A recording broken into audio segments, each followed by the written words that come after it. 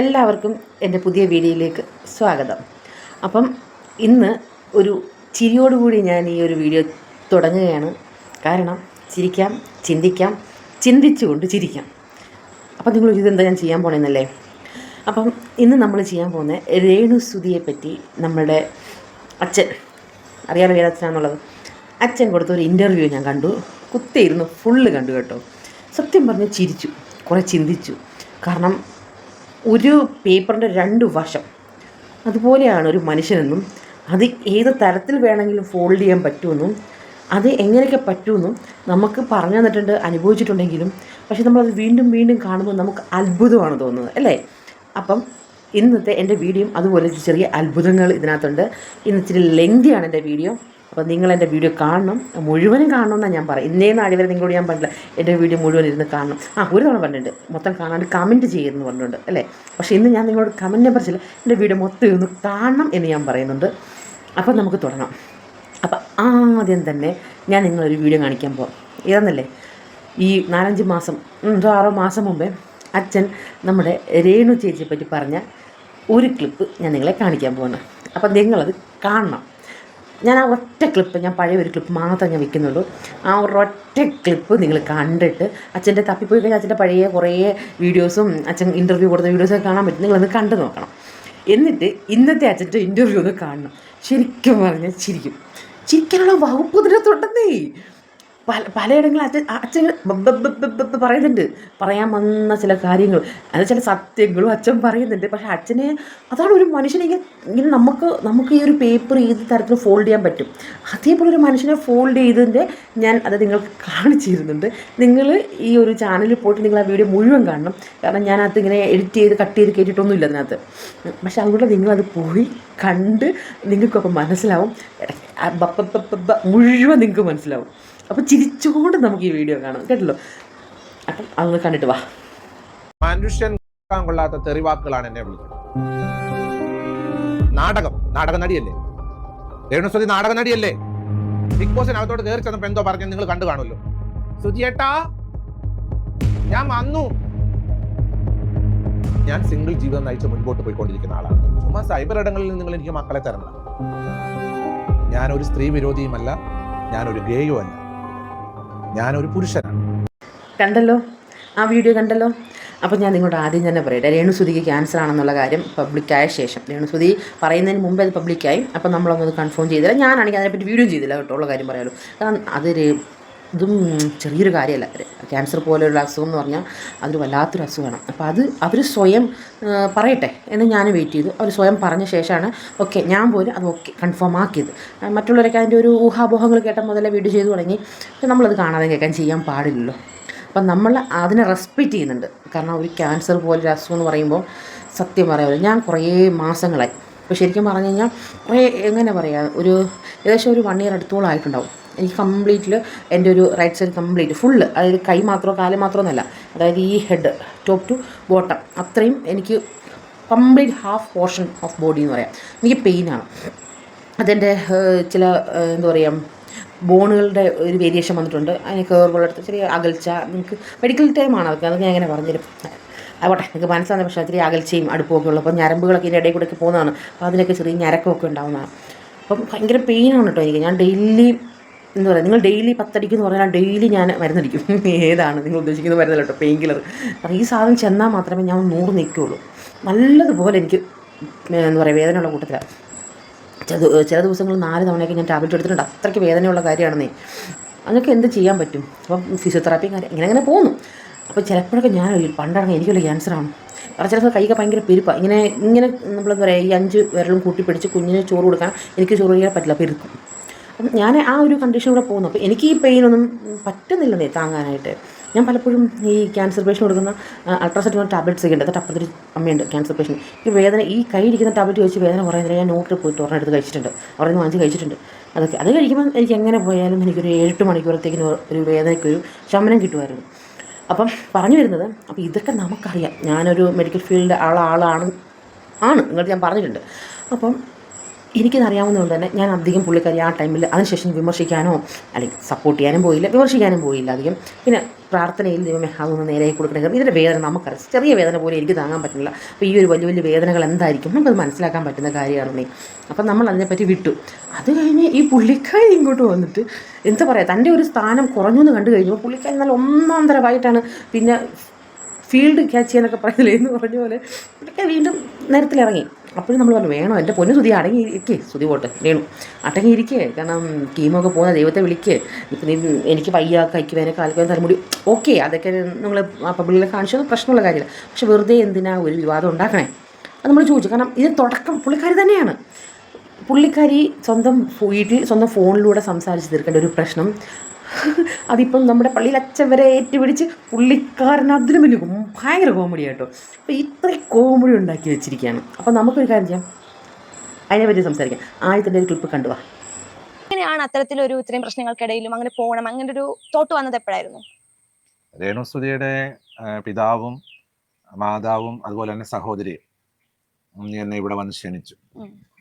അതിന് കാരണം എന്ന് വെച്ച് കഴിഞ്ഞാൽ രേണുസുധിക്ക് സുഖമില്ലാത്തൊരു സാഹചര്യത്തിലൂടെയാണ് ഇപ്പോൾ കടന്നുപോയിക്കൊണ്ടിരിക്കുന്നത്. നിങ്ങളെല്ലാവരും അറിഞ്ഞതുപോലെ അവരുടെ സഹോദരിയും കുടുംബവും മാതാപിതാക്കളും എന്നോട് ഇവിടെ വന്ന് ഈ കാര്യങ്ങൾ പറഞ്ഞു, ഇങ്ങനെ ആരോഗ്യ പ്രശ്നങ്ങളുണ്ട്, അതുകൊണ്ട് തിരുമേനി വീട്ടിൽ വരണം, ഞങ്ങൾക്ക് തിരുമേനിയോട് യാതൊരു രീതിയിലുള്ള വിഷമങ്ങളോ പ്രയാസങ്ങളോ ഇല്ല.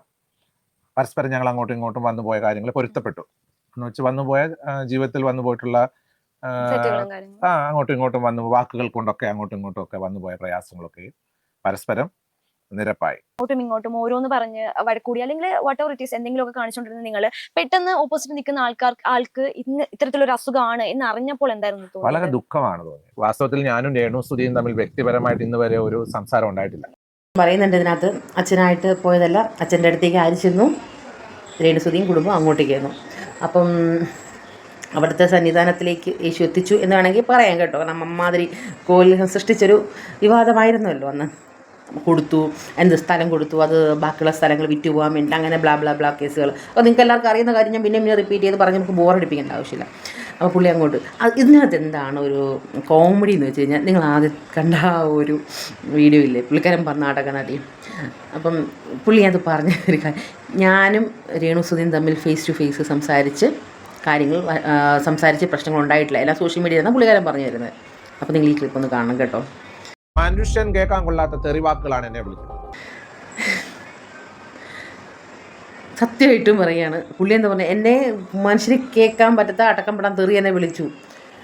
അപ്പം ഫസ്റ്റ് തന്നെ അച്ചോ കാര്യങ്ങളൊക്കെ ഇങ്ങനെ പുറത്തോട്ട് വരുന്നുണ്ടല്ലോ അല്ലയോ. അപ്പം നമുക്ക് ഞാൻ എന്താ ഇതിനകത്ത് പറയുക, നിങ്ങളെന്നാലോചിച്ച് എന്താ നമ്മൾ പറയുക. പുള്ളി അന്ന് എന്താ പറഞ്ഞേ, ഇപ്പം എന്തോ പറയുന്നത്. ശരിയാണ്, അസുഖം വരുമ്പോൾ നമ്മൾ ക്ഷമിക്കണം. അത് 100% നമ്മൾ ക്ഷമിക്കണം. കാരണം കഴിഞ്ഞു. അസുഖത്തിൻ്റെ മുന്നിലും ജീവൻ്റെ മുന്നിലും നമ്മൾ ഈ വാശി പിടിച്ച് കാണിച്ചിട്ട് കാര്യമില്ലല്ലോ. നമ്മൾ ക്ഷമിച്ചു കൊടുക്കണം. അതൊരു മര്യാദ, ആ അച്ഛൻ്റെ ഭാഗത്തു നിന്നുള്ള മര്യാദയാണ്. ശരി, ആ മര്യാദ അങ്ങ് മാനിക്കുന്നു.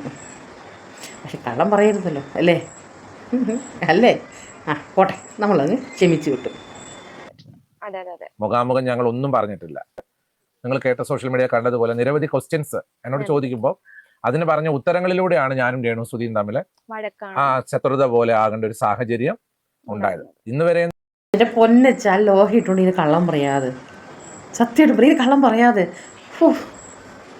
ഇപ്പം ഞാനോട് പറഞ്ഞോളൂ, പുള്ളിക്കാരൻ പറഞ്ഞു എന്നെ അട്ടക്കം പെട്ടാൻ തെറി വിളിച്ചു എന്നുള്ള കാര്യം. കൊള്ളാത്ത തെറിവാക്കുകളാണ് എന്നെ വിളിക്കുന്നത്.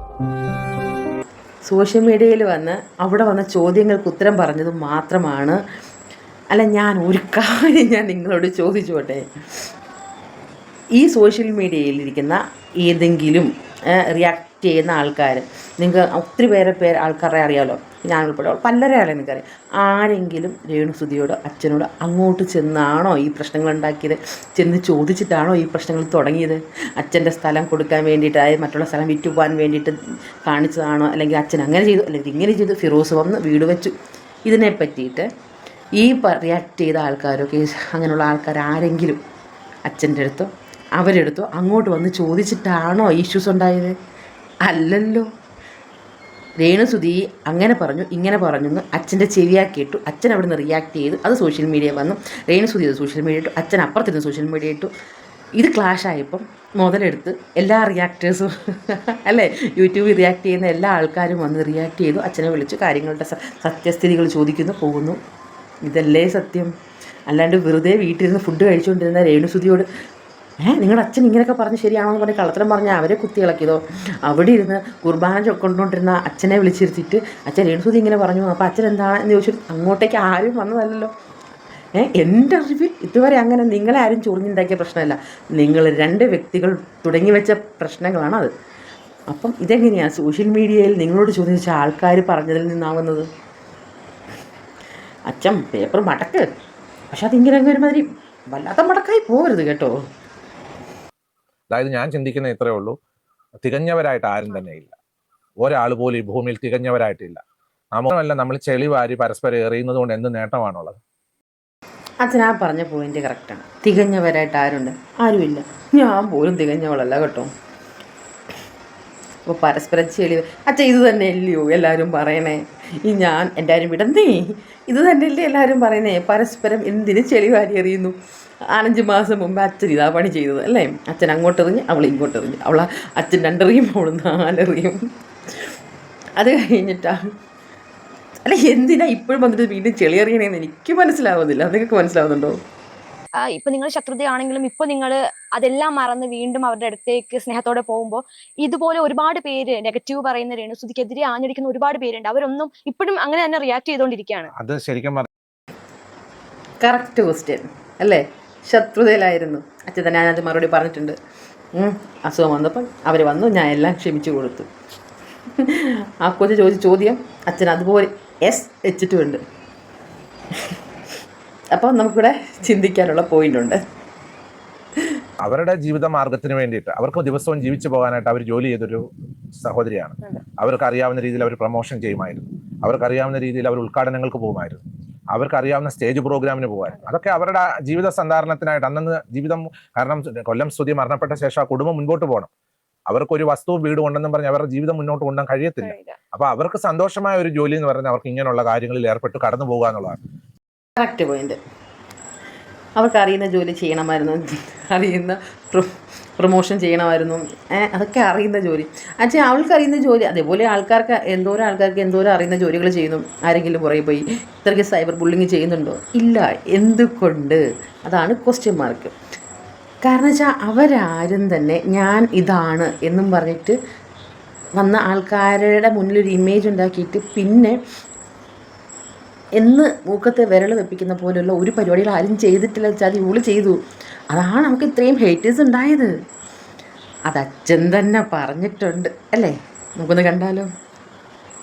നാടക നടിയല്ലേ രേണുസുതി? നാടക നടിയല്ലേ? ബിഗ് ബോസിനകത്തോട്ട് കയറി ചെന്നപ്പോ എന്തോ പറഞ്ഞ നിങ്ങൾ കണ്ടു കാണുമല്ലോ. സുജിയേട്ടാ ഞാൻ വന്നു. ലാസ്റ്റ് ആയിട്ടൊരു മകൻ ഇച്ചു ഇറക്കിയ ഒരു വീഡിയോ ഫാദർ അത് കണ്ടിട്ടുണ്ടായിരുന്നോ? ഞാൻ വീഡിയോ കണ്ടിട്ടില്ല. എന്നെ ഇന്നലെ വിദേശത്തു നിന്നൊക്കെ എന്റെ ബന്ധുമിത്രാദികൾ വിളിച്ച് സംസാരിച്ചു. അച്ഛൻ്റെ മറ്റൊരു ഡയലോഗ് ആ പെണ്ണ് ചോദിക്കുന്നുണ്ട് അല്ലേ? ആ ഒരു അവതാരിക ചോദിക്കുന്നുണ്ട്, കിച്ചുവിൻ്റെ വീഡിയോ കണ്ടായിരുന്നു? ഇല്ല, എൻ്റെ ബന്ധുക്കൾ വിദേശത്തു നിന്നൊക്കെ പറഞ്ഞു കേട്ടു. അതായത് ആക്ച്വലി ഇപ്പോൾ നടക്കുന്ന ഇവിടെ നിന്നാണ് നിങ്ങൾ ശ്രദ്ധയോടും ചിന്തിച്ച് കേൾക്കേണ്ട കാര്യങ്ങൾ. അച്ഛന് ശരിക്കും പറഞ്ഞു കഴിഞ്ഞാൽ ഇപ്പോൾ നടക്കുന്ന ഒരു കാര്യങ്ങളും അറിയത്തില്ല. നിലവിൽ എന്താണ് നടന്നതെന്ന് ഇതുവരെ കാര്യങ്ങളെ പറ്റി അറിയില്ല. ആര് പ്രശ്നമുണ്ടാക്കി, എവിടെ പ്രശ്നം ഒന്നും അറിയില്ല. ഇടയ്ക്കിടയ്ക്ക് സത്യങ്ങൾ വിളിച്ച് പറയുന്നില്ല, നമുക്ക് വഴിയെ കാണാം. ഇതിപ്പോൾ രേണുസുതിക്ക് ക്യാൻസർ വന്നപ്പോൾ ഫാമിലി ഫുള്ളെ പോയി സാഷ്ടാംഗം നമിച്ച് മാപ്പെരന്ന് വാങ്ങിയ ശേഷം ഇനി തൻ്റെ ഇമേജ് ക്ലിയർ ചെയ്യണമെന്നുണ്ടെങ്കിൽ തനിക്ക് എന്തൊക്കെ വേണം എന്നുള്ളത് അവർ ചിന്തിച്ചു. കാരണം ഇത്രയും നാളും അവർക്ക് ഇമേജ് ക്ലിയർ ചെയ്യേണ്ടായിരുന്നു, സഹായങ്ങളുടെ ആവശ്യമില്ലായിരുന്നു. കാരണം എന്താ, അപ്പുറത്ത് ആ ലെവലിലായിരുന്നു പൊയ്ക്കൊണ്ടിരുന്നത്, സബ്സ്ക്രിപ്ഷൻ ഉൾപ്പെടെ. ഇനിയിപ്പോൾ സബ്സ്ക്രിപ്ഷൻ നടത്താൻ പറ്റില്ല, കാരണം വയ്യ, നിലയിലാണ്. അതുപോലെ തന്നെ ഇനി ആരും ഇനോഗ്രേഷൻ വിളിക്കില്ല, ആരും ഇനി പുതിയ ചെമ്പരത്തി ഒന്നും ഉദ്ഘാടിക്കാൻ വിളിക്കൂല. ഇതൊക്കെ ഇപ്പോൾ ആരാ ചെയ്തുകൊണ്ടിരിക്കുന്നത്? കിച്ചു. അപ്പോൾ ഇനി എന്താ സംഭവിക്കാൻ പോകുന്നത് വെച്ചാൽ തൻ്റെ ഒരു ഹൈപ്പ് കുറഞ്ഞു വരികയാണ്. ഇനി ആ ടൈമിൽ ഇനി എന്ത് ചെയ്യണം എന്നുള്ള ഗൂഢാലോചനയുടെ ഒരു പരിപാടിയിൽ പെട്ടുപോയത് അച്ഛനാണ്. അതാണ് അച്ഛൻ സ്വയം വരുത്തി വെച്ചിട്ട് ഇവനെ കാണിച്ചു തരാം, കേൾപ്പിച്ചു തരാം ഞാൻ. അപ്പം ഇതിനകത്ത് പുള്ളിക്കാരൻ പറയുന്ന പല കാര്യങ്ങളും ഞാൻ നിങ്ങളെ കേൾപ്പിച്ചു തരാം. പറയുന്നുണ്ട് പുള്ളി കിച്ചു പറഞ്ഞൊന്നും പുള്ളിക്ക് അറിയില്ല, കേട്ടു. ഇതിൽ ഈ മുഴുവൻ വീഡിയോയിൽ നിങ്ങൾക്ക് ഒരു കാര്യം ശ്രദ്ധിച്ചാൽ മനസ്സിലാവും, ഒരു കാര്യങ്ങളെപ്പറ്റി അച്ഛന് വ്യക്തമായ ഒരറിവില്ല. സ്വന്തം കണ്ണാലോ അനുഭവത്തിലോ അറിയില്ല, എല്ലാം ഈ ചെവിയാലുള്ള കേട്ട ഇതേ ഉള്ളൂ. പുള്ളിക്കാരനെ എല്ലാവരും ഇങ്ങനെ കേൾപ്പിച്ച് ബ്രെയിൻ വാഷ് ചെയ്ത് ഇങ്ങനെ വെച്ചിരിക്കുക. അപ്പോൾ അതാണ് പുള്ളി പറഞ്ഞു വരുന്നത്. ഓക്കെ, ഇനി അങ്ങോട്ടേ കേൾപ്പിക്കാം, ഞാൻ വെയിറ്റ് ചെയ്യും. മരണത്തെ മുഖാമുഖമായി കണ്ട സന്ദർഭത്തിലൂടെയാണ് അവരിപ്പോൾ കടന്നു പോകുന്നത്. അത് ഉണ്ടെങ്കിൽ ആ സന്ദർഭത്തിലല്ല നമ്മൾ എന്ത് ചെയ്യേണ്ടത്. ഞാൻ മുമ്പേ പറഞ്ഞതുപോലെ അത് പറയുകയോ എടുക്കുകയോ ചെയ്തു. അവർ സുഖം പ്രാപിച്ച് വന്ന ശേഷം ഒരു അമ്മയും മകനുമാണെങ്കിൽ അത് വീട്ടിൽ വെച്ച് പറഞ്ഞു തീർക്കാവുന്ന കാര്യങ്ങളാണെങ്കിൽ പരസ്പരം പറഞ്ഞു തീർക്കേണ്ട കാര്യങ്ങളാണ്.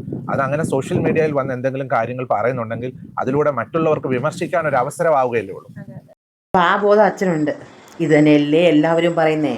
ഇത് തന്നെയാണ് സോഷ്യൽ മീഡിയയിലെ ആൾക്കാർ ഓരോരുത്തരും വീഡിയോ എടുത്ത് നോക്കച്ചാൽ എല്ലാവരും ഇത് തന്നെയാണ് പറയുന്നത്. നിങ്ങൾ അമ്മയും മകനുമാണെങ്കിൽ നിങ്ങൾ എന്ത് ചെയ്യണം, നിങ്ങളത് വീട്ടിൽ പറഞ്ഞു തീർക്കണം. അല്ലാണ്ട് സോഷ്യൽ മീഡിയയിലല്ല വന്ന് പറയേണ്ടത്. ഇത് സോഷ്യൽ മീഡിയയിൽ ആരാ പറഞ്ഞു തുടങ്ങിയത്? കിച്ചു ആണോ? അല്ല, ഇത് പറഞ്ഞു തുടങ്ങിയത് രേണുവാണ്. എൻ്റെ പൊന്നപ്പ, ഇതൊക്കെ നിങ്ങൾ എന്നാ മനസ്സിലാക്കുക? സത്യം പറഞ്ഞാൽ അച്ഛന് ഇതൊക്കെ മനസ്സിലാക്കച്ചാ. അവിടുന്ന് ഇവിടുന്ന് പറയുന്ന കേട്ടിട്ട് വന്നിരുന്ന് വർത്താനം പറയാതെ ആദ്യം പറഞ്ഞ ഡയലോഗ് ഉണ്ട്, മരണത്തെ മുഖം കണ്ടു. ആ കാഴ്ചയാണ് രേണുവിനെ അച്ഛൻ്റെ അടുത്ത് എത്തിച്ചതും അച്ഛനെയും കൊണ്ട് ഇത് പറയിപ്പിക്കാനുള്ള ബ്രെയിൻ വാഷും ഫുള്ള് ചെയ്ത് വെച്ചിരിക്കുന്നത്. മനസ്സിലായോ? ഞങ്ങൾക്കത് മനസ്സിലായിട്ടുണ്ട്. ഇത് റിയാക്ട് ചെയ്യാനുള്ള അവസരം തന്നത് അച്ഛനും രേണുവും കൂടിയാണ്. അല്ലാണ്ട് സോഷ്യൽ മീഡിയയിലെ ആൾക്കാർക്ക് ഇത് പറയാൻ പാടില്ല എന്നെങ്ങുമില്ല. എങ്ങും ഇപ്പം ഞാൻ പോലും പുതിയതായിട്ടൊന്നും ക്രിയേറ്റ് ചെയ്തിട്ട് ഒരു അപവാദം പറയുന്നില്ല. അച്ഛൻ പറഞ്ഞ വാക്കുകളെ മാത്രമാണ് പറയുന്നത്. അപ്പം ഇത് തന്നെയാണ് എല്ലാവരും പറയുന്നത്. നിങ്ങളുടെ വീട്ടിലെ പ്രശ്നങ്ങൾ നിങ്ങൾ വീട്ടിൽ തീർക്കൂ. നിങ്ങൾ എന്തിനാണ് ഈ സോഷ്യൽ മീഡിയയിൽ കൊണ്ടിട്ട് പറയിപ്പിക്കുന്നത്? ഇതല്ലേ എല്ലാവരും ചോദിക്കുന്നുള്ളൂ. ഞാനും അതേ ചോദിച്ചുള്ളൂ. അപ്പോൾ അച്ഛൻ സത്യം പറഞ്ഞേ. ഇനിയും കാണാം അടുത്തത്. അവർക്ക് എഗനസ്റ്റ് ആയിട്ട് പറയുമ്പോൾ തീർച്ചയായിട്ടും നമ്മൾ എന്താ ചെയ്യുന്നത്? നമ്മൾ മലർന്നു കിടന്ന് തുപ്പുന്ന പോലൊരു അനുഭവം ആ കൊച്ചു പയ്യൻ കാണിച്ചു വെച്ചിരിക്കുന്നു. മലർന്ന് കിടന്ന് തുപ്പുന്ന പണി ആ കൊച്ചു ചെറുക്കൻ അല്ലച്ച ചെയ്തത്, അത് രേണുവാണ് ചെയ്തത്. ഇതിപ്പോൾ അച്ഛൻ ചെയ്യുന്നു. അവൻ ചെയ്യുന്നില്ല എന്ന് ഞാൻ പറഞ്ഞിട്ടില്ല. അവൻ ഇതൊക്കെ ചെയ്യാതിരിക്കാൻ പറ്റും, എന്നാൽ അവനും ചെയ്തു. അവിടെ കുറച്ച് തുപ്പൽ അവൻ്റെ മോന്തയ്ക്ക് പറ്റുന്നുണ്ട്. അഥവാ അങ്ങനെ പറയണമെങ്കിൽ അവൻ ഫോണിൽ വിളിച്ചിട്ട് അവൻ പറയാം, അമ്മ ഇങ്ങനെ എന്തെങ്കിലും ഉണ്ടെങ്കിൽ അത് പറഞ്ഞു അവിടെ കൊണ്ട് തീർക്കുക. അച്ഛൻ പറഞ്ഞു വരുന്നത് ആ ഒരു മെച്യൂരിറ്റി കിച്ചു കാണിക്കണമായിരുന്നു. കിച്ചു അമ്മ അമ്മ എന്ന് വിളിക്കുന്ന രേണുവിന് ആ ഒരു മെച്യൂരിറ്റി ഉണ്ടാകാൻ പാടില്ലേ? ശരിക്കും പറഞ്ഞാൽ അമ്മമാരിലെ ആ ഒരു മെച്യൂരിറ്റി കാണിക്കേണ്ടത്. ഫോണിൽ വിളിച്ച് ആ മകനോട് സംസാരിച്ച് കാര്യങ്ങൾ സോൾവ് ചെയ്യേണ്ട ഉത്തരവാദിത്തം ആരുടെ ആയിരുന്നു? കിച്ചുവിൻ്റെ ആയിരുന്നോ അതോ അമ്മയുടെ ആയിരുന്നോ? ചിന്തിക്കേണ്ട കാര്യം. അത് പോയിൻ്റാച്ചാ. രേണുസുതിക്കൊന്നും ഒന്നും സംഭവിക്കാൻ പോകുന്നില്ല. രേണുസുതി ദൈവ ആരോഗ്യം കൊടുത്ത് ആയുസ് കൊടുത്ത് മടങ്ങി വരുമെന്നാണ് എൻ്റെ ഒരു വിശ്വാസം. അവർ രേണുസുതി ഒരു സാധു ആയതുകൊണ്ട്, അതൊരു സാധു കുടുംബത്തിലെ മാതാപിതാക്കൾക്ക് ജനിച്ച ഒരു പെൺകുട്ടി ആയതുകൊണ്ട് വഴിയെ പോകുന്നവർക്കെല്ലാം ഒരു കല്ല് കിട്ടുമ്പോൾ എറിയാമെന്നുള്ളൊരു ചിന്തയിലാണ് ഇപ്പോഴേ എറിഞ്ഞുകൊണ്ടിരിക്കുന്നത്. ഇപ്പോൾ അച്ഛന് രേണുസുതി ഒരു പാവം സാധു. നിങ്ങൾ ഈ വീഡിയോ കണ്ടിട്ടുണ്ടെങ്കിൽ മനസ്സിലാവില്ല അച്ഛനെന്താ അവളെ പറ്റി പറഞ്ഞേന്നുള്ളത്. ഇനിയും പറഞ്ഞിട്ടുണ്ട്, അതൊന്നും ഞാൻ വെച്ചിട്ടില്ല അതിനകത്ത്. അച്ഛൻ്റെ വീഡിയോ തന്നെയാണ്. എത്രയോ പാവങ്ങൾ സാധുക്കൾ പിന്നാണെങ്കിൽ വീഡിയോ ചെയ്യുന്നുണ്ട്. അവരെ ആരും ഒന്നും പറയുന്നില്ലേ? ആരും ഒന്നും പറയുന്നില്ല. നിങ്ങൾക്കറിയില്ലെങ്കിൽ ഞാൻ പറയാം. യൂട്യൂബിൽ എൻ്റെ വാടക വീടെന്നും പറഞ്ഞിട്ട് ഒരു പെൺകുട്ടിയല്ല, വീട്ടമ്മയാണ്, യൂട്യൂബിൽ ചാനലിടുന്നുണ്ട്. ഇതുവരെ അവരെ പറ്റിയിട്ട് ആരും ഒരു വീഡിയോ ചെയ്തോ അല്ലെങ്കിൽ അവരെ മോശം പറഞ്ഞോ ഞാൻ കണ്ടില്ല. അവർ വീഡിയോ ചെയ്യുന്നുണ്ട്, അവരുടെ കാര്യങ്ങൾ ചെയ്യുന്നുണ്ട്. എന്തുകൊണ്ടാണ് അവരെ ആരും അവർ പറയുന്നുണ്ടല്ലോ അതിനകത്ത് എനിക്ക് വീടില്ല എന്നുള്ളത്. അത് കാണിച്ചുകൊണ്ടാണല്ലോ അവർ ചെയ്യുന്നത്. അതിൻ്റെ കാര്യം എന്താണെന്ന് വെച്ചാൽ അവർ സത്യം പറഞ്ഞ് സത്യമായ രീതിയിൽ മുന്നോട്ട് പോകുന്നു. ഞാൻ വിധവയാണ് എന്നും പറഞ്ഞ് ഇറങ്ങിയിട്ട് പിന്നെ അങ്ങോട്ട് കാണിച്ച് കൂട്ടിയത് നമ്മുടെ സണ്ണി ലിയോൺ ചേച്ചി പോലും തോറ്റുപോകും. ചേച്ചിയൊക്കെ മാറി നിൽക്കും. അമ്മാതിരി ഐറ്റം അങ്ങോട്ട് ഇറക്കിയത്. അപ്പം ആൾക്കാർക്ക് അക്സെപ്റ്റ് ചെയ്യാൻ ബുദ്ധിമുട്ടുണ്ട്. അത് പോട്ടെ, അങ്ങ് അക്സെപ്റ്റ് ചെയ്യാം. ഒരു സബ്സ്ക്രിപ്ഷൻ അങ്ങോട്ട് സ്റ്റാർട്ട് ചെയ്തു. പക്ഷെ എന്തായിരുന്നു അതിനകത്ത് കോലിലക്കങ്ങൾ? ശരിക്കും പറഞ്ഞാൽ അതൊക്കെ രേണുവിന് ആവശ്യമായിരുന്നു. ഒരിക്കലുമല്ല. രേണുവിന് എത്രയോ മാന്യമായിട്ട് ഇപ്പം ഞാൻ പറയുന്നല്ലോ രേണു ആൽബം ചെയ്യുന്നു എന്ന്. ഞാനാണെങ്കിൽ നമ്മുടെ കൗമുദിയുടെയൊക്കെ കുറച്ച് ഷോർട്ട് ഫിലിം പോലെ ചെറിയ ഷോർട്ട് വീഡിയോസ് ആൽബമൊക്കെ ഞാൻ കണ്ടിട്ടുണ്ട്. അതിനകത്ത് വന്ന ആ പെൺകുട്ടികളൊക്കെ എന്ത് ഭംഗിയായിട്ടാണ് ചെയ്യുന്നതെന്നറിയാമോ? അവർ വീഡിയോസൊക്കെ അവർ അഭിനയിക്കുന്നതൊക്കെ എന്ത് വൃത്തിയായിട്ടാണ്. അവരെ വെച്ച് കമ്പയർ ചെയ്യുമ്പോൾ രേണു എന്ത് കോപ്രായി കാണിക്കുന്നേ.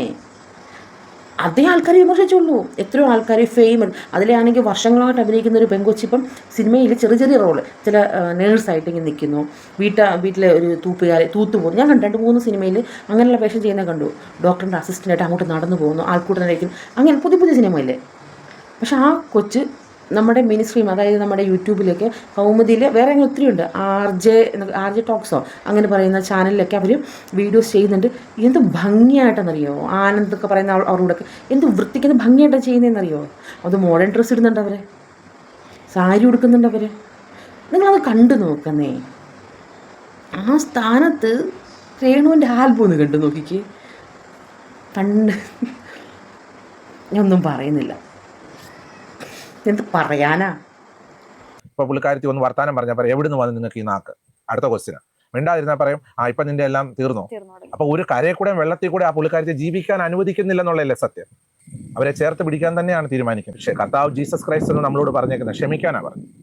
അച്ഛൻ ചേർത്ത് പിടിച്ചു വെച്ചോ, അച്ഛനോട് ആരെങ്കിലും ചേർത്ത് പിടിക്കണ്ടെന്ന് പറഞ്ഞു. ചേർത്ത് പിടിക്കണം, അച്ഛൻ്റെ പ്രാർത്ഥന എപ്പോഴും ഉണ്ടാവണം. കാരണം ആ രോഗത്തിൽ നിന്ന് അവൾ മുക്തി നേടണം. പിന്നെ അച്ഛനിപ്പോൾ ഇത് പറഞ്ഞില്ലേ, മിണ്ടാണ്ടിരുന്ന എന്തേ മിണ്ടിയ മിണ്ടി, ഇത് രണ്ടും ആ ഒരു ടോക്ക്. എൻ്റെ പൊന്നച്ച അവൾ വാ തുറക്കുന്നത് വിവാദങ്ങൾക്ക് ഉണ്ടാക്കാൻ വേണ്ടിയിട്ടാണ്. അവൾ വയ്യാതിരുന്നു കുറച്ച് ദിവസം, അവൾ പറഞ്ഞു അവൾ ക്യാൻസർ, അതാണ് അവൾ വയ്യാഴി, അവിടെ പിന്നെ കീമോ പൊട്ടിടുന്ന കീമോ, അതൊക്കെ ഭയങ്കര സൈലൻ്റായിട്ട് അവൾ വാ തുറന്നു. ഞാൻ 11ാമത്തെ വയസ്സ് മുതൽ നോക്കി എൻ്റെ മകനെന്ന് വിളിക്കുന്ന കിച്ചു വന്നില്ല, തുടങ്ങിയില്ലേ, അവിടെ തുടങ്ങിയ വിവാദമായത്. അതാ പറഞ്ഞത്, അവൾ വാ തുറക്കുന്നതേ വഴക്കടിക്കാനാ. എന്നാ ഇതൊക്കെ ഒന്ന് മനസ്സിലാക്കുന്നത്. രേണുസുതിയുടെ പിതാവും മാതാവും ജ്യേഷ്ഠനും അവർ സ്വന്തം ഈ വളർത്തുന്ന തുല്യമായിട്ട് എന്ത് സംഭവിക്കുമെന്ന് മോള് ചോദിച്ചാൽ എനിക്ക് അതിനെപ്പറ്റി അറിയത്തില്ല. പക്ഷേ ഈ നിമിഷങ്ങൾ വരെ അവർ ചേർത്ത് നിർത്തി തന്നെയാണ് ആ കുടുംബത്തിൽ അവർ മുന്നോട്ട് പോയിക്കൊണ്ടിരിക്കുന്നത്. ആ കുടുംബത്തെ കുറിച്ച് നന്നായിട്ട് അറിയാം കേട്ടോ.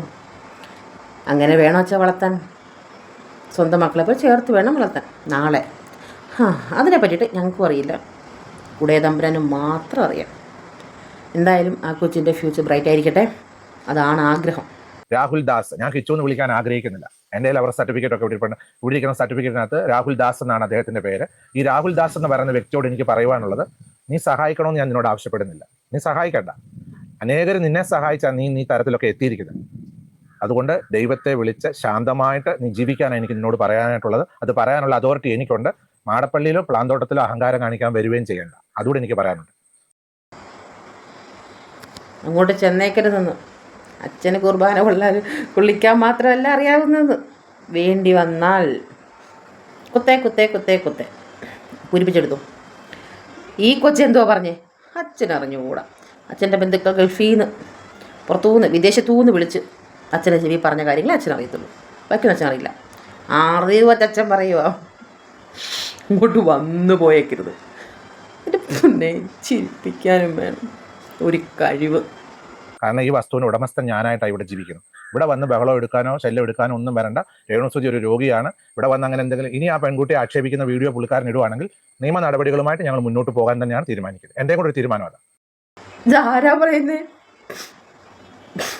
ഇനി ആ പെൺകുട്ടിയെ ഇതാരാ പറയുന്നേ? അതിന് PhD എടുത്തിട്ടുള്ള അച്ഛനോ? കേട്ടോ. അവനവൻ്റെ കാര്യം നോക്കി ജീവിക്കുന്നതായിരിക്കും ബെറ്റർ. അവൻ്റെ കാര്യം നോക്കി ജീവിക്കട്ടെ. ആ സഹോദരി അവരുടെ കാര്യം നോക്കി ജീവിക്കുന്നുണ്ടല്ലോ. അതല്ലേ അച്ഛാ നല്ലത്. അച്ഛൻ്റെ കാര്യം നോക്കിയാൽ പോരെ, വെറുതെ ഇങ്ങനെ ഏറിക്കേറുമായിരുന്നോ? അത് പോരായിരുന്നോ? അവനവൻ കുഴിക്കുന്ന കുഴിയിൽ വീണു. രാഹുൽ ദാസിന്റെ വിവരങ്ങളെല്ലാം ഈ നാട്ടുകാർക്കെല്ലാം അറിയാവുന്ന. ഞാൻ ഈ നാട്ടിൽ ജീവിക്കുന്ന ആളാ. ഞാൻ വിദേശത്തു നിന്ന് ഇവിടെ ജീവിക്കുന്ന ആളാ. എന്നോട് നിരവധി പോലീസുകാർ എന്നെ വിളിച്ച് പല കാര്യങ്ങൾ എൻക്വയറി ചെയ്തു. ആ സമയത്തൊക്കെ രാഹുൽ ദാസിനെ പറ്റി ഞാൻ നല്ല അഭിപ്രായമാണല്ലോ, ഒന്നും അറിയാതെ. ഇപ്പോഴാണല്ലോ വിവരങ്ങൾ ഞാൻ അറിഞ്ഞുകൊണ്ടിരിക്കുന്നത്. രാഹുൽ ദാസ് കൂടുതലൊന്നും നല്ലതാകാൻ ശ്രമിക്കേണ്ട. നമുക്കറിയാം കാര്യങ്ങൾ. ആരും നല്ലതാണെന്ന് ശ്രദ്ധിക്കേണ്ട. എല്ലാവരും ഒരു വെടിക്കുള്ളത് കയ്യിലുള്ളവരാ. രാഹുൽ ദാസ് ഇത് നിങ്ങൾ കൊടുക്കണം, മാറ്റമൊന്നും ചെയ്യേണ്ട. രാഹുൽ ദാസിൻ്റെ ഒരു വെടിക്കുള്ളതൊക്കെ ഉണ്ട്. അതെന്തൊക്കെയാണെന്ന് എൻ്റെ ലിസ്റ്റ് ഉണ്ട്. പോലീസുകാരുടെ എന്നുള്ള വിവരങ്ങളൊക്കെ എൻ്റെ ഉണ്ട്. ഞാനിവിടെ ജീവിക്കുന്ന ആളാ. ആ വിവരം കൃത്യമായിട്ട് കൊടുത്തേച്ചാൽ മതി. രാഹുൽ ദാസ് പഠിച്ച് നല്ലൊരു ജോലിക്കാരനായി മിടുക്കനായി ജീവിക്കുക. ഇത് നോട്ട് ചെയ്തോണേ. രാഹുൽ ദാസിനെ കുറിച്ച് നാട്ടുകാർക്ക് എല്ലാവർക്കും അറിയാം, അച്ഛനറിയാം. അച്ഛൻ്റെ ലിസ്റ്റുണ്ട്. പോലീസുകാരെ വിളിച്ച് ചോദിച്ചിട്ടുണ്ട്. സാർ അന്ന് അവനെ പറ്റിയിട്ട് സാർമാരോട് അച്ഛൻ നല്ലത് മാത്രമാണ് പറഞ്ഞിട്ടുള്ളത്. അതുകൊണ്ട് കൂടുതൽ ഇങ്ങോട്ട് വരരുത്. എനിക്ക് കൃത്യമായിട്ട് എല്ലാം അറിയാം. ആ അച്ഛനാ പറഞ്ഞത്. എനിക്കൊന്നും അറിയില്ല. എൻ്റെ വിദേശത്തിരുന്ന് എൻ്റെ കുടുംബക്കാരെ വിളിച്ച് പറഞ്ഞത് മാത്രമേ എനിക്കറിയുള്ളൂ. അച്ഛൻ വിദേശത്ത് നിന്ന് വന്നിട്ട് എത്ര നാളായി? കുറേ നാൾ പോട്ടെ, അത് നമ്മൾ നോക്കേണ്ട കാര്യമില്ല. അച്ഛൻ പറഞ്ഞു. അപ്പോൾ നിങ്ങൾ ഈ പറഞ്ഞ പോയിന്റ് നോക്കണം. രാഹുൽ ദാസിനെ കുറിച്ചിട്ട് എല്ലാ കാര്യവും കൃത്യമായിട്ട് അച്ഛനറിയാം. Not the point. കാരണം അടുത്തൊരു പോയിന്റിലാണ് അടുത്തൊരു പിടി വീഴാൻ പോകുന്നത്.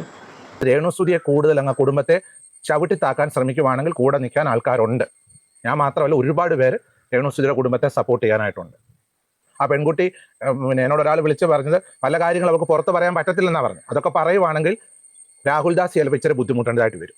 ഞങ്ങളൊക്കെ അങ്ങ് ഇറങ്ങും. എങ്ങോട്ട് ഇറങ്ങും? നിയമപരമായിട്ട്, ലീഗലി നീങ്ങും. അവന് പ്രായത്തിന്റെ അല്ല, അഹങ്കാരം. അങ്ങനെ തന്നെ കൊടുത്തോളൂ. അഹങ്കാരമായത് ഈ വീട്ടിൽ വന്ന അഹങ്കാരം കാണിക്കാൻ നോക്കത്തില്ല. കാരണം ഇവിടെ പല നാട്ടുകാരും അത് നാട്ടിലുള്ള ആൾക്കാർ അതിനെപ്പറ്റി ഇപ്പൊ ചർച്ച ചെയ്തോളണം. അങ്ങനെ ഒരു കുടുംബത്തെ ബുദ്ധിമുട്ടിക്കാൻ ഞാൻ സമ്മതിക്കത്തില്ല. അങ്ങനെ അച്ഛൻ ആ കുടുംബത്തിൻ്റെ രക്ഷകനായി. രാഹുൽ ദാസ്, നീ അങ്ങനെ കിണുങ്ങണ്ട കേട്ടോ. നീ അവിടെ വന്ന് വലിയ കാളാവൻ നോക്കണ്ട. നീ കാണിച്ചു കൂട്ടിയതൊക്കെ ഒന്ന് പുറത്തോട്ട്. എൻ്റെ പൊന്നച്ഛ, ഒന്ന് ഈ സോഷ്യൽ മീഡിയയിൽ കിടന്ന് എന്തിനാ ഇങ്ങനെ റബ്ബർ ബാൻഡ് കണക്കെ വലിച്ചു നീട്ടുന്നേ? അവൻ തെറ്റ് ചെയ്തിട്ടുണ്ട്. അവൻ തന്നെ ഓൾറെഡി പറഞ്ഞിട്ടുണ്ട് അവൻ്റെ ജീവിതത്തിൽ അവൻ ഒരുപാട് തെറ്റ് ചെയ്തിട്ടുണ്ട്. അത് അവിടെ വിടുവല്ലേ വേണ്ടത്? അല്ല, ഇപ്പോൾ രേണുസുതി വന്ന് കുത്തിയിളക്കിയതാണ് ഇതൊക്കെ. അവനവൻ്റെ പല്ലിൻ്റെ ഇടയിൽ കുത്തിയിട്ട് ഇളക്കി നാറ്റിക്കണോ എന്നാണ് പണ്ടുള്ളത്. അതായത് ശരിക്കും പറഞ്ഞാൽ നീ നിൻ്റെ പല്ലിൻ്റെ ഇടയിട്ട് കുത്തിയിട്ട് മണപ്പിച്ചാൽ നാറ്റം നിനക്കല്ലേ എന്ന് ആണ് പണ്ടുള്ളവർ ചോദിക്കുന്നൊരു ചോദ്യം. എന്ന് പറഞ്ഞ പോലെ രേണു, നീ ഇപ്പോൾ ഈ ചെറുക്കൻ എന്നെ മറ്റൊരു കണ്ണോടുകൂടി കണ്ടു എന്നും പറഞ്ഞിട്ട് എന്നാൽ ഞാൻ തൊട്ടു എന്നാൽ ഞാൻ തൊട്ടില്ല എന്ന അവസ്ഥയിൽ കുറേ കാര്യങ്ങൾ നീ ഇങ്ങനെ എന്തോ പറയാം, ഇങ്ങനെ പറന്ന് നടക്കുന്ന രീതിയിൽ നീ ഇങ്ങനെ പുറത്തിറക്കിയിട്ടുണ്ട്. കൃത്യമായിട്ട് അച്ഛൻ പറയുന്നില്ല, നീ പറയുന്നില്ല, ആരും പറയുന്നില്ല.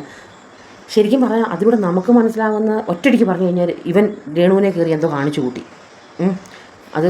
അതാണ് ശരിക്കും പറഞ്ഞത്. അത് അങ്ങനെ ഒരു എന്താ പറയുക അറ്റ്മോസ്ഫിയറാണ് ഇവരുണ്ടാക്കിയെടുക്കുന്നത്. ഇതൊക്കെ വല്ല ആവശ്യമുണ്ടോ? അച്ഛനാണെങ്കിൽ ഇപ്പം അങ്ങ് രക്ഷകനുമായി. എൻ്റെ ദേവിയേ, അവരെ ഇപ്പം ആൾക്കാരുടെ മുമ്പിലേക്ക് ഇങ്ങനെ പിച്ച് ചിന്താനായിട്ട് എറിഞ്ഞു കൊടുത്തിട്ടുണ്ടെങ്കിൽ അദ്ദേഹത്തെ പറ്റിയുള്ള കാര്യം ഞാൻ ഈ നാട്ടുകാരെ കൊണ്ട് വീഡിയോ ഇടിപ്പിക്കും. നിങ്ങൾ പറഞ്ഞു ഞാൻ അത്ര മോശക്കാരനൊന്നുമില്ല. നിന്നെ പറ്റി ഞാൻ വീഡിയോ ഇടിക്കും. പൊന്നച്ച ആ പള്ളിയിലിരുന്ന് പ്രാർത്ഥിച്ച് ബൈബിള് ചൊല്ലി കുർബാനയും കൊടുത്ത് കുറച്ച് രഹസ്യങ്ങളും കേട്ട് അപ്പടം കാണും. ഇത് ഒരുമാതിരി എന്താ അതിന് പറയുക? അച്ഛൻ ഇതിൻ്റെ വല്ല ആവശ്യമുണ്ടോ? അച്ഛൻ അവനെതിരെ വീഡിയോ ചെയ്യിപ്പിക്കുക. ഇതെന്തെന്തോ ഗുണ്ടായിസോ? കോട്ടയം കുഞ്ഞച്ഛനോ? കഷ്ടം. അച്ഛന്മാരുടെ വില കളയുക, വില. ഭർത്താവ് അവർക്ക് വളർത്താനായിട്ട് കൊണ്ട് കൊടുത്ത ഒരു വളർത്തുമകനാണല്ലോ. അങ്ങനെയാണല്ലോ സോഷ്യൽ മീഡിയയിലൂടെ ഒക്കെ നമ്മൾ കണ്ടതും അവർ പറഞ്ഞുള്ള കഴിവ്. അപ്പോൾ ആ സന്ദർഭത്തിൽ അച്ഛൻ്റെ വായിൽ നിന്ന് വീണ ആദ്യത്തെ സത്യം, സുധി വളർത്താൻ കൊണ്ട് കൊടുത്ത ഒരു വളർത്തുമകൻ എന്നാണല്ലോ സോഷ്യൽ മീഡിയയിൽ രണ്ടാമത്തെ പോലും അവർ പറഞ്ഞിട്ടുള്ളത്. അതായത് ഈ രേണുവും കുടുംബമല്ലേ പറഞ്ഞേ എൻ്റെ ഒരു വളർത്തുമകനാണ് കെട്ടിയവൻ വളർത്താൻ കൊടുത്തത്. അതായത് കേട്ടിട്ടില്ലേ, ഇതെന്തോ ഇത് പിന്നാണെങ്കിൽ അതുകൊണ്ട് അപ്പുറത്തെ വീട്ടിലെ പട്ടിക്കുട്ടിയായിരുന്നു, അവരെ കണ്ട് പോവുക. അപ്പം അവർ നമുക്ക് വളർത്താൻ വേണ്ടി നമുക്ക് തന്നു. എനിക്കങ്ങനെയാണ് തോന്നിയത്. നിങ്ങൾക്ക് എങ്ങനെയാണെന്ന് പറയണം കേട്ടോ. അച്ഛൻ്റെ അതായത് രേണുവിനും കുടുംബത്തിനും ഇവൻ്റെ സ്ഥാനം എന്താണെന്നും ഇവൻ എങ്ങനെയാണെന്നും ഇവന് കൊടുത്തിരിക്കുന്ന ആ ഒരു മനസ്സിലായോ? വളർത്താൻ കൊണ്ട് കൊടുത്ത ഒരു വളർത്തുമകൻ. ഈ പട്ടീനെയും പൂച്ചനെയും കൊണ്ട് കൊടുക്കില്ലേ, നമ്മൾ അങ്ങനെ പറയില്ലേ? ആ ഒരു അച്ഛൻ്റെ വായിൽ നിന്ന് വീണ പോയിൻ്റാണ്. അടുത്ത പോയിൻ്റ് വരുന്നത് നിങ്ങളൊന്ന് കേട്ട് നോക്കാം. ചിന്തിക്കണം കേട്ടോ, ഒരുപാട് ചിന്തിക്കേണ്ടതായിട്ടിരിക്കുന്നു. ഒരു മകൻ്റെ സ്ഥാനം കൊടുക്കാൻ കഴിയുന്നില്ലെങ്കിൽ കൂടിയും അടുത്ത പോയിന്റ്, ഒരു മകൻ്റെ സ്ഥാനം കൊടുക്കാൻ കഴിയുന്നില്ലെങ്കിൽ കൂടിയും, അതായത് ആ സ്ഥാനം ആരാ കൊടുക്കേണ്ടത്? കിച്ചു കൊടുക്കണോ? പിന്നാണെങ്കിൽ രേണുസുതിക്ക് ഞാൻ നിങ്ങളുടെ മകൻ്റെ സ്ഥാനം തന്നിരിക്കുന്നു. അതായത് ഒരു മകൻ്റെ സ്ഥാനം കൊടുക്കാൻ കഴിയില്ലെങ്കിൽ കൂടിയും, അതായത് രേണുവിന് ആ പയ്യന് ഒരു മകൻ്റെ സ്ഥാനം കൊടുക്കാൻ കഴിയില്ല എങ്കിൽ കൂടിയും അത്രയും പറഞ്ഞപ്പോൾ അച്ഛന് മനസ്സിലായി എൻ്റെ നാക്ക് പഠിച്ചു. അച്ഛൻ അവിടെ ഫുൾ സ്റ്റോപ്പ് ചെയ്തിട്ട് അടുത്ത ടോപ്പിക്ക് ഇട്ടു പെട്ടെന്ന് ടങ് ട്വിസ്റ്റ് ചെയ്തു. അടുത്ത ഒരു സത്യം, അതായത് അച്ഛൻ അറിയുന്നൊരു സത്യമാണ്, ഈ കുടുംബത്തുള്ളവർ അവന് പട്ടിയുടെ വില കൊടുത്തിട്ടില്ല എന്നും അവന് ഒരു മകനായിട്ട്, അതായത് രേണു മകനായിട്ട് അംഗീകരിച്ചിട്ടില്ല എന്നുള്ള സത്യം അച്ഛൻ പറയാതെ പറഞ്ഞു. നിങ്ങൾ എത്ര പേരെ ശ്രദ്ധിച്ചിട്ടുണ്ട്? നിങ്ങൾ ആ ഇൻ്റർവ്യൂവിൽ പോയി കണ്ടു നോക്കാം. അവളുടെ കൊണ്ട് അച്ഛൻ നാക്ക് ഫിക്സ്ഡ് ചെയ്തിട്ടുണ്ട്, അറിയാമോ? കഷ്ടമുണ്ട് അച്ഛ, കഷ്ടം. ഇപ്പൊ ഈ ഒരു സന്ദർഭത്തിൽ ഒരിക്കലും ഈ രേണുസുതിയെ ഒരിക്കലും ഇത്രയും മോശമായി സൈബർ ബുള്ളിങ്ങിന് വേണ്ടി എറിഞ്ഞു കൊടുത്തത് എനിക്ക് വളരെ സങ്കടം തോന്നി ഇത് കേട്ടപ്പോൾ. ഈ ഒരു അവസരത്തിലും സൈബർ ബുള്ളി അച്ഛൻ വിഴുങ്ങുക. കാരണം പറഞ്ഞു പോയി, അത് തിരുത്താൻ പറ്റുമോ, ഞാൻ പറഞ്ഞു പോയി, തിരുത്താൻ പറ്റുമോ, എന്നിട്ട് അച്ഛൻ അവിടെ ട്വിസ്റ്റ് ചെയ്തിട്ടുണ്ട്. നിങ്ങൾ പോയി ഇൻ്റർവ്യൂ കണ്ടു നോക്ക്, ട്വിസ്റ്റ് ചെയ്തിട്ടുണ്ട് അച്ഛൻ. അപ്പം സത്യങ്ങളല്ല അച്ഛൻ ഇപ്പം വന്ന് ഇൻ്റർവ്യൂ കൊടുത്തിരിക്കുന്നതെന്നുള്ളത് പരമാർത്ഥ സത്യം. ഈ ചെയ്ത തെറ്റിനെ ഞാൻ അംഗീകരിക്കുന്നില്ല. അത് ഈ രാഹുൽ ദാസ് ചെയ്തേക്കുന്ന ഏറ്റവും വലിയൊരു ഇപ്പം അവന് എല്ലാവരും അവരുമായിട്ട് ചേർന്ന് ക്ഷമയോടും പ്രാർത്ഥനയോടും കൂടെ അവരോടുകൂടെ നിൽക്കുന്നൊരു സന്ദർഭമാണ്. ആ സമയത്ത് അവരെ നെഗറ്റീവ് ആക്കാനായിട്ടുള്ള ഒരു പരിശ്രമമാണ് ചെയ്തത്. പക്ഷെ നെഗറ്റീവ് ആയത് രാഹുൽ ദാസ് ആണ്. ഒരിക്കലും രേണുസുതിയോ അവരുടെ കുടുംബമോ നെഗറ്റീവിലേക്ക് പോകത്തില്ല. രാഹുൽ ദാസ് എന്ത് തെറ്റ് ചെയ്തു എന്ന് അച്ഛനീ പറയുന്നത്? അച്ഛൻ അവൻ്റെ വീഡിയോ കണ്ടിട്ടില്ല, അവൻ പറഞ്ഞത് കണ്ടിട്ടില്ല, രേണു പറഞ്ഞത് കണ്ടിട്ടില്ല. എല്ലാം വിദേശത്തിരുന്ന ബന്ധുക്കൾ പറഞ്ഞിട്ട് ഉള്ള അറിവേ ഉള്ളൂ. ഇതിലാരാണ് വഴക്കടി തുടങ്ങിയത്, ആരാണ് ആവശ്യത്തെ കാര്യങ്ങളെടുത്ത് പുറത്തിട്ടത്, ഇതിനെ പറ്റിയിട്ട് ഞാനൊരു കാര്യം പറയട്ടെ. രേണു പറഞ്ഞു മോൻ വന്നില്ല, ഇവൻ പറഞ്ഞു എന്നാൽ പിന്നെ എല്ലാവരെയും സുഖം തീർത്തൊക്കെ ഞാൻ പോയേക്കാം. അത് കഴിഞ്ഞ് വീണ്ടും ചുറുസലേം പറഞ്ഞു എന്തുകൊണ്ട് ഞാൻ അമ്മയോട് മിണ്ടുന്നില്ല, ആ കാര്യം ഇട്ടു. അപ്പോഴും അവൾക്ക് എന്നോട് മിസ്ബിഹേവ് ചെയ്തു എന്ന തരത്തിലുള്ള രീതിയിൽ സംസാരിക്കേണ്ട ആവശ്യമില്ലായിരുന്നു. അല്ലെങ്കിൽ നിന്നെപ്പറ്റി ഞാൻ ഇനി പുറത്തിനും എന്ന് പറഞ്ഞ് ബ്ലാക്ക് മെയിൽ ചെയ്യേണ്ട ആവശ്യമൊക്കില്ലായിരുന്നു. അപ്പോൾ ഇതിൻ്റെ എല്ലാം മൂലാധാരം അവളാണ്. ഇനി അച്ഛൻ എനിക്ക് മനസ്സിലാവുന്നില്ലപ്പാ.